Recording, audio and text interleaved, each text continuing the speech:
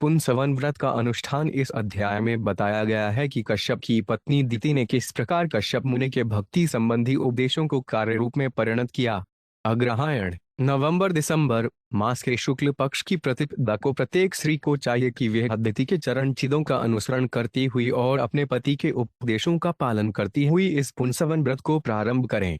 प्रातःकाल हाथ मुंह धोकर पवित्र होकर वह मरुतों के जन्म रहस्य के बारे में सुने, फिर श्वेत वस्त्र धारण करके और समुचित अलंकरणों से आभूषित होकर कलेवा करने के पूर्व भगवान विष्णु तथा उनकी पत्नी लक्ष्मी जी की पूजा करे और भगवान विष्णु को कृपा, धैर्य, शक्ति, महानता तथा अन्य गुणों की महिमा तथा साथ ही समस्त वरों को देने के लिए स्तुति करें। वे सभी वर प्रदान कर सकते हैं। पूजा की समस्त सामग्रियां यथा आभूषण, यज्ञोपवीत, सुगंधि पुष्प, अगुर तथा भगवान के पांव, हाथ तथा मुख के प्रक्षालन के लिए जलादि भेंट करने के बाद भगवान का इस मंत्र के द्वारा आवाहन करें। 35 नमो भर्गवते महापुरुषाय महाजुभावाय महाविशुतित्तये सह महाविधुर्भिबीलियमुपहयसि। तब अग्नि को 12 बार आहुतियां दे और इस मंत्र का उच्चारण करे। 34 नमो भगवते महापुरुषाय महाविशुतित्तये स्वाहम। इस मंत्र का 10 बार उच्चारण करते हुए नमस्कार करें। तब लक्ष्मी नारायण मंत्र का जप करें। यदि गर्भवती स्त्री या उसका पति इस भक्तिपूर्ण व्रत को नियमपूर्वक संपन्न करता है तो दोनों को फल प्राप्त होगा। इस विधि को 1 वर्ष तक चालू रखकर संयमशील पत्नी को चाहिए कि कार्तिक पूर्णिमा को उपवास रखे। दूसरे दिन पति पूर्ववत भगवान की पूजा करे और फिर अच्छा भोजन पकाकर ब्राह्मणों को प्रसाद वितरण करके उत्सव मनाए। तब ब्राह्मणों की अनुमति से पति पत्नी प्रसाद ग्रहण करें। पुंसवन व्रत के फल की महिमा बताने के बाद यह अध्याय समाप्त हो जाता है। श्री राजोवाच पुंसवन ब्रह्मन् भवता यदुदीरितम् तस्य वेदितुमिच्छामि यहन विष्णु प्रसीदति। 1 शब्दार्थ महाराज परीक्षित ने कहा, हे प्रभु, आप पुंसवन व्रत के संबंध में पहले ही बता चुके हैं।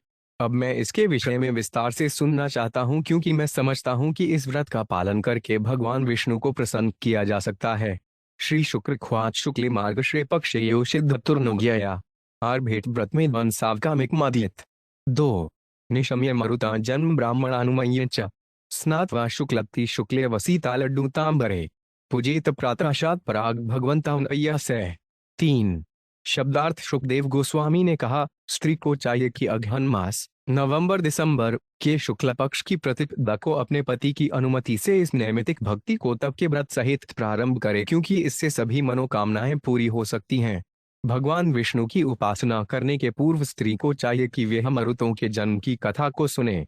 योग्य ब्राह्मणों के निर्देशानुसार वह प्रातः काल अपने दांत साफ करे, नहाए, श्वेत साड़ी पहने और आभूषण धारण करे और फिर कलेवा करने के पूर्व भगवान विष्णु तथा लक्ष्मी की पूजा करे। अलते निरपेक्षाय पूर्ण काम नमोस्तुते महाविभूतिप्तये नमः सकल सिद्ध है। 4 शब्दार्थ तब वह भगवान की इस प्रकार से प्रार्थना करे, हे भगवान, आप समस्त ऐश्वर्यों से पूर्ण हैं किंतु मैं ऐश्वर्य की कामना नहीं करती हूँ। मैं आपको सहज भाव से सादर नमस्कार करती हूँ।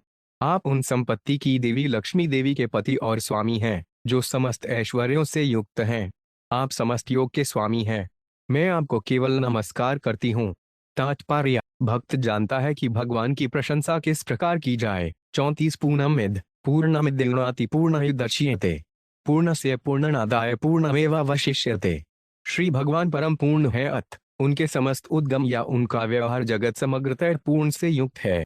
जो कुछ पूर्ण से उत्पन्न होता है वह भी स्वयं में पूर्ण होता है।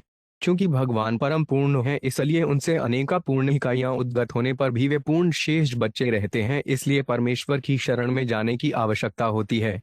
भक्त की जो भी आवश्यकताएं होती हैं पूर्ण श्री भगवान उसकी पूर्ति करते हैं। तेषा नित्यादि युक्तान आयोगक्षेमन वहामहम। इसलिए शुद्ध भक्त भगवान से किसी वस्तु की याचना नहीं करेगा, वह केवल उन्हें नमस्कार करता है और भक्त द्वारा जो भी अर्पित किया जाता है भले ही पत्र पुष्पम फल तो ही कल ना हो, भगवान उसे स्वीकार करते हैं। किसी बनावटी प्रयास को करने की कोई आवश्यकता नहीं रहती। उत्तम यही होता है कि सीधे साधे ढंग से जो भी प्राप्त हो सके उसे भगवान को आदर भाव से नमस्कार पूर्वक अर्पित किया जाए। भगवान अपने भक्तों को समस्त ऐश्वर्य प्रदान करने में पूर्णतया सक्षम है। यथा त्वं कृपया भूत्या तेज समाहि मोजसा जुष्ट ईश गुण सर्वेस ततोडिसी भगवान प्रभु। 5 शब्दार्थ है भगवान, आप हेतु की कृपा, समस्त ऐश्वर्य, समस्त तेज तथा समस्त महिमा, बल एवं दिव्य गुणों से युक्त होने के कारण हरे के स्वामी पूर्ण पुरुषोत्तम भगवान है। तात्पर्य: इस श्लोक में आगत व तो उसी भगवान प्रथम शब्दों का अर्थ इस प्रकार है, अतः आप प्रत्येक के स्वामी पूर्ण पुरुषोत्तम भगवान है। श्री भगवान 6 प्रकार के ऐश्वर्यों से पूर्ण होने के साथ साथ अपने भक्तों पर अत्यंत दयालु हैं। यद्यपि वे पूर्ण हैं, किंतु फिर भी वे चाहते हैं कि सभी जीवात्माएं उनकी शरण में आकर उनकी सेवा करें, इस प्रकार से वे प्रसन्न होते हैं। यद्यपि वे स्वयं में पूर्ण हैं, तो भी अपने भक्तों द्वारा पत्र पुष्पम फल एवं भक्ति पूर्वक अर्पित किए जाने पर प्रसन्न होते हैं। कभी कभी भगवान अपने भक्त से भोजन मांगते हैं, जैसे कि वे भूखे हों, जिस प्रकार माता यशोदा से भगवान कृष्ण। कभी कभी वे अपने भक्तों को स्वर्ण में बता देते हैं कि उनका मंदिर तथा उनका बगीचा अब जीर्ण हो चुके हैं, जिससे वे उनका उपयोग अच्छी तरह से नहीं कर सकते। इस प्रकार वे भक्तों से उनकी मरम्मत के लिए कहते हैं। कभी कभी वे पृथ्वी के अंदर गाड़ दिए जाने पर स्वयं बाहर आने में असमर्थ बताकर अपने भक्तों से उनकी रक्षा करने को कहते हैं।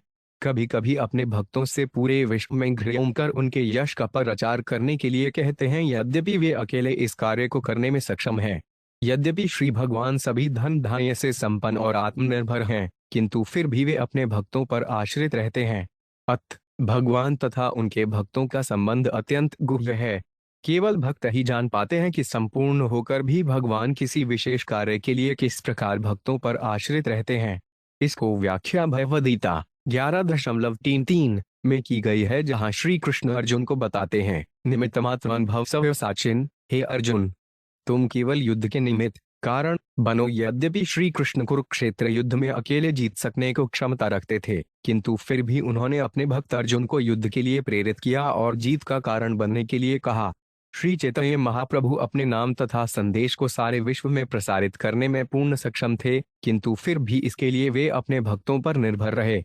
इन सबसे यह स्पष्ट हो जाता है कि भगवान की आत्मनिर्भरता का सबसे महत्वपूर्ण पक्ष यह है कि वे अपने भक्तों पर निर्भर हैं। यही उनकी अहेतुकी कृपा कहलाती है। जिस भक्त ने भगवान की इस अहेतुकी कृपा को अनुभव द्वारा देखा है, वही स्वामी तथा दास को समझ सकता है। विष्णु पत्नी महामाया महापुरुष लक्षणे प्रियथा में महाभागे लोकमातर नमो 5 टूटते 6 शब्दार्थ। भगवान विष्णु को समुचित नमस्कार करने के बाद भक्तों को चाहिए कि वे धन धान्य की देवी लक्ष्मी माता को सादर नमस्कार करें और इस प्रकार से प्रार्थना करें, हे विष्णु पत्नी, हे भगवान विष्णु की अंतरंगा शक्ति, आप विष्णु के ही सम्मान श्रेष्ठ हैं, क्योंकि आप में भी उनके सारे गुण तथा ऐश्वर्य निहित हैं। हे धन धान्य की देवी, आप मुझ पर कृपालु हों। हे जगन माता, मैं आपको सादर नमस्कार करता हूँ। तात्पर्य: भगवान नाना शक्तियों से पूर्ण है, परास्य शक्ति विविधैव श्रूयते। चूंकि माता लक्ष्मी भगवान की बहुमूल्य शक्ति हैं, इसलिए उन्हें यहाँ पर महागे कहकर संबोधित किया गया है। माया शब्द का अर्थ है शक्ति। भगवान विष्णु अपनी प्रमुख शक्ति के बिना सर्वत्र अपनी शक्ति का प्रदर्शन नहीं कर पाते। कहा गया है, शक्ति शक्तिसान अभेद। शक्ति तथा शक्तिमान एक ही है, अतः माता लक्ष्मी भगवान विष्णु की नित्य संगिनी है। वे दोनों निरंतर साथ रहते हैं। कोई भी भगवान विष्णु के बिना लक्ष्मी को अपने घर में नहीं रख सकता। यदि कोई ऐसा सोचे तो उसके लिए यह घातक होगा, क्योंकि भगवान को सेवा के बिना लक्ष्मी माया बन जाती है, किंतु भगवान विष्णु के संग वे निसंदेह पराशक्ति हैं। 3 नमो भगवते महापुरुषाय महानुभावाय महाविभूतित्तये सह महाविभूतिभिर्बलिमुपहरामीति अन्यनाभिर्हैर्मन्त्रेण विष्णोरावाहनार्ध्यपादोपस्पर्शन स्नान वा सुपवीत विभूषण गंध पुष्प धूप दीपोपहाराद्युपचारान् सुस्माहितोपहरेतु।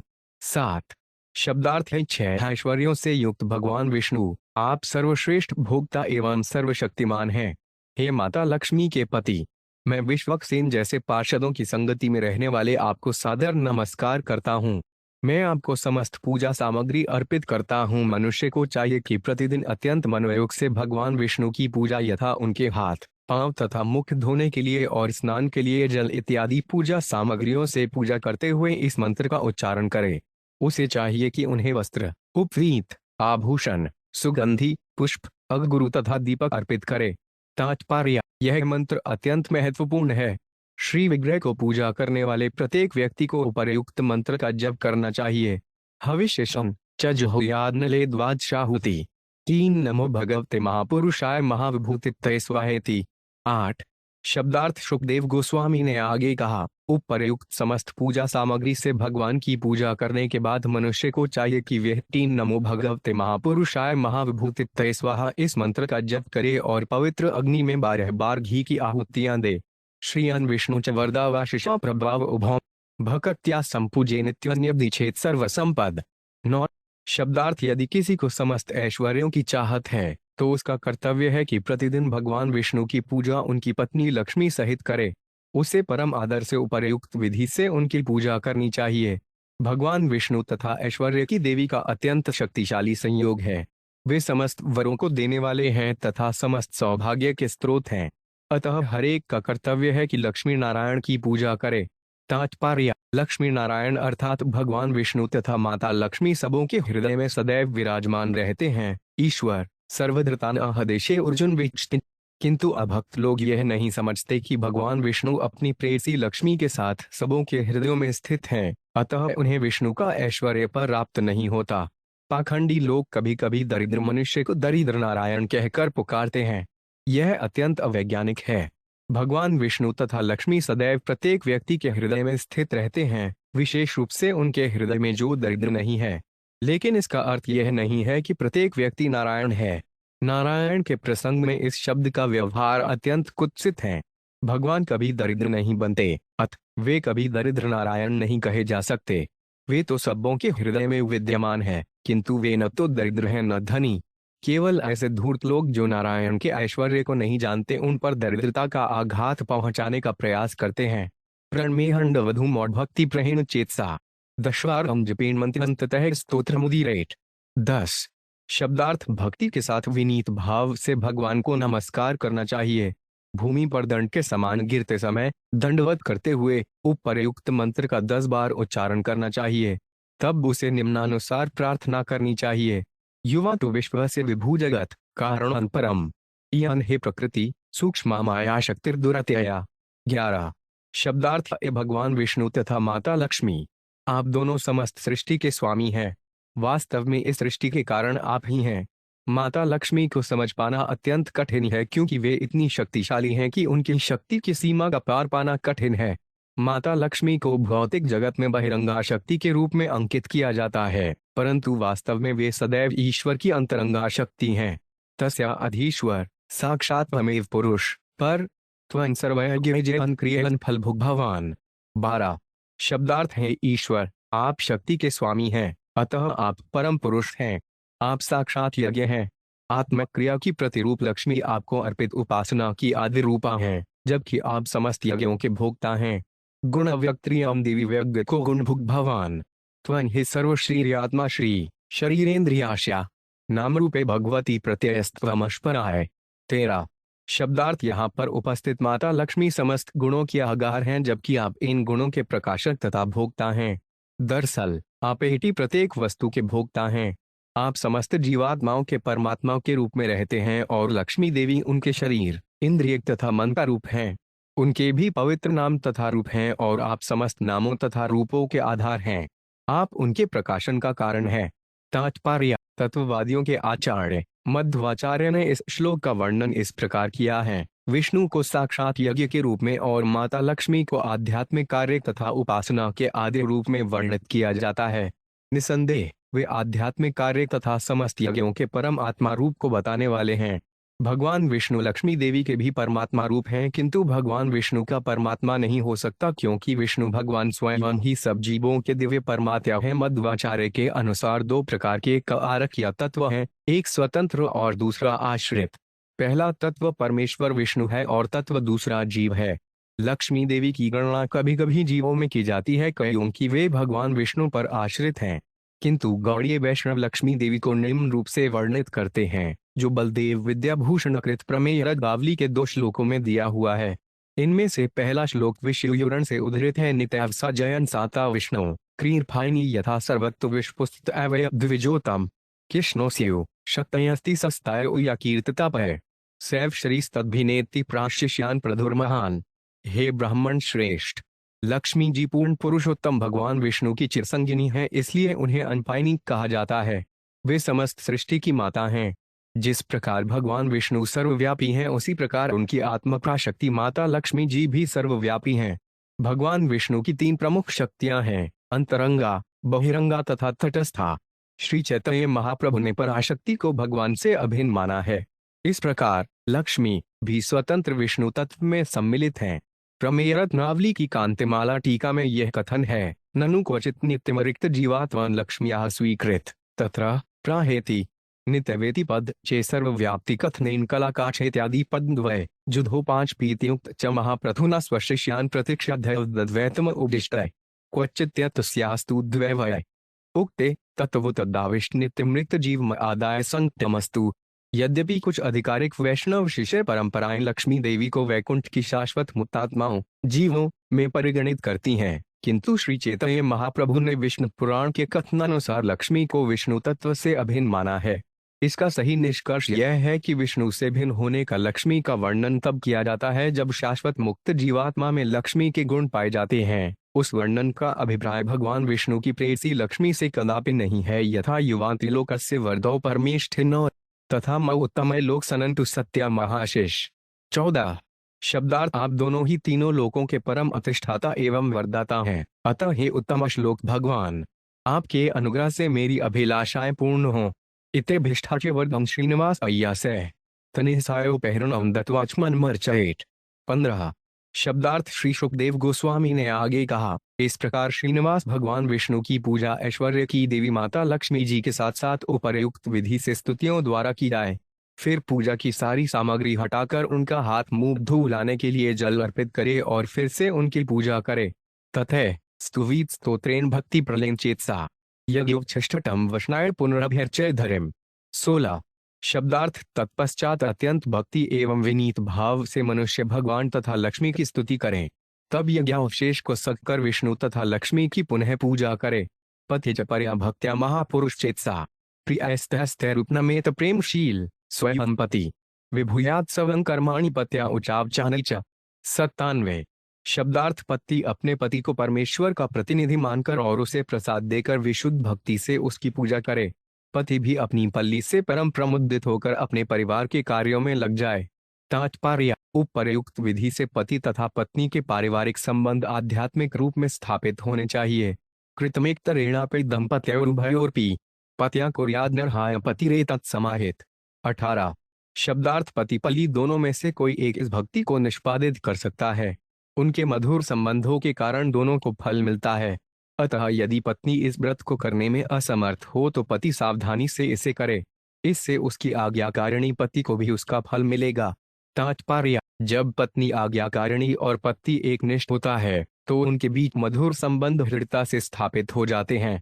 तब यदि पत्नी दुर्बल होने के कारण पति के साथ भक्ति नहीं भी कर सकती तो भी उसके पति के कार्यों में उसका आधा हिस्सा रहता है, यदि वह पतिव्रता और पवित्र हो। विष्णु व्रत मिधन बिभ्रन विहयात कथर्णन विप्रांत स्त्रियों वीरवती स्त्रुगंथब्रलिमंडने अचेन्द्र भंक्त्या देवनियममास्थिता। 19 उदास्य देव स्वे धामने तन्निवेदितिमग्रतः अद्यादात्म विशुद्धयर्थ सर्वकाम समृद्धे।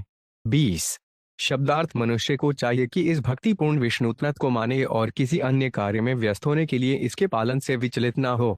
उसे चाहिए कि नित्य प्रति ब्राह्मणों तथा उन सौभाग्यवती स्त्रियों अर्थात अपने पतियों के साथ शांतिपूर्वक रहने वाली स्त्रियों को बचा हुआ प्रसाद, पुष्पमाला, चंदन तथा आभूषण अर्पित करके उनकी पूजा करे।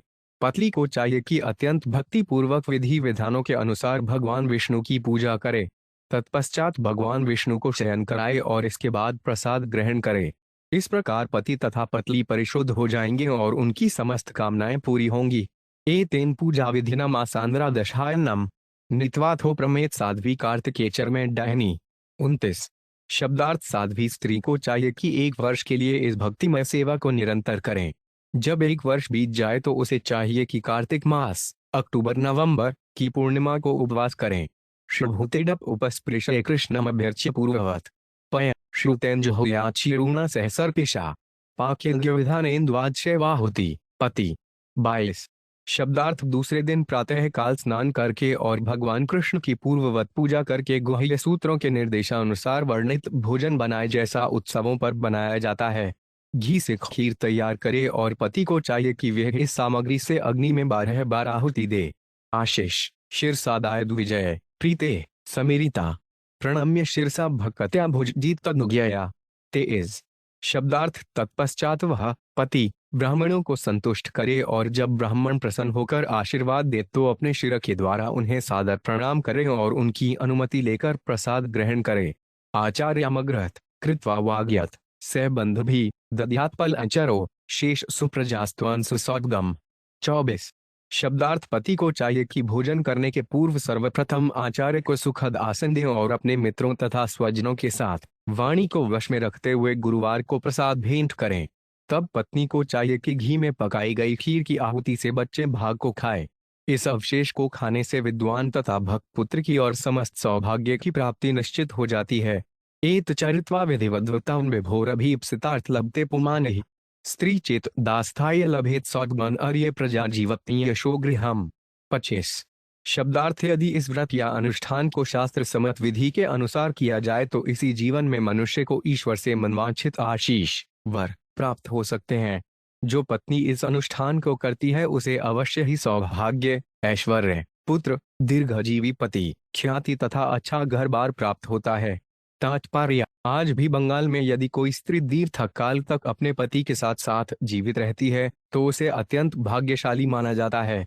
एक स्त्री सामान्यतः अच्छा पति, अच्छी संतान, अच्छा घर, धन, ऐश्वर्य इत्यादि की कामना करती है।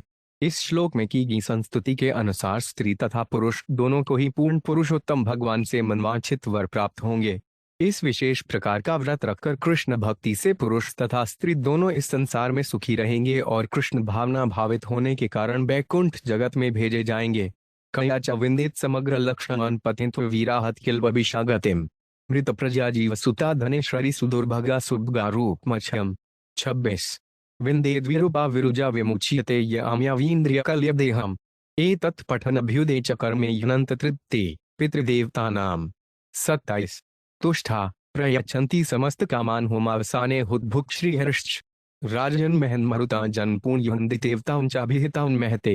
28 शब्दार्थ यदि अविवाहित कन्या इस व्रत को रखती है तो उसे सुंदर पति मिल सकता है। यदि अवीरा स्त्री जिसका कोई पति या पुत्र नहीं है इस अनुष्ठान को करती है तो उसे वैकुंठ जगत को भेजा जा सकता है। जिस स्त्री की संतानें जन्म लेने के बाद मर चुकी हों उसे दीर्घजीवी संतान के साथ ही साथ संपत्ति भी प्राप्त होती है। अभागी स्त्री का भाग्य खुल जाता है और कुरूपा स्त्री सुंदर हो जाती है। इस व्रत को रखने से रोगी पुरुष को रोग से मुक्ति मिल सकती है और कार्य करने के लिए स्वस्थ शरीर प्राप्त हो सकता है। यदि इस कथा को कोई अपने पितरों तथा देवों को आहुति देते समय विशेषतया श्राद्ध पक्ष में सुनाता तो देवता तथा पितृलोक के वासी उससे अत्यंत प्रसन्न होंगे और उसकी समस्त इच्छाओं को पूर्ण करते हैं। इस अनुष्ठान के करने से भगवान विष्णु तथा माता लक्ष्मी उस पर अत्यंत प्रसन्न होते हैं। हे राजा परीक्षित, मैंने पूरी तरह से बता दिया है कि दिति ने किस प्रकार इस व्रत को किया और ससे श्रेष्ठ पुत्र, मरुत गण तथा सुखी जीवन प्राप्त हुए। मैंने तुम्हें यथाशक्ति विस्तार से सुनाने का प्रयत्न किया है। इस प्रकार श्रीमद् भागवत के छठे स्कंद के अंतर्गत पुंसवन व्रत का अनुष्ठान नामक 19वें अध्याय के तक वेदांत तात्पर्य पूर्ण हुए। डबल डंडा इति षष्ठ स्कंद समाप्त।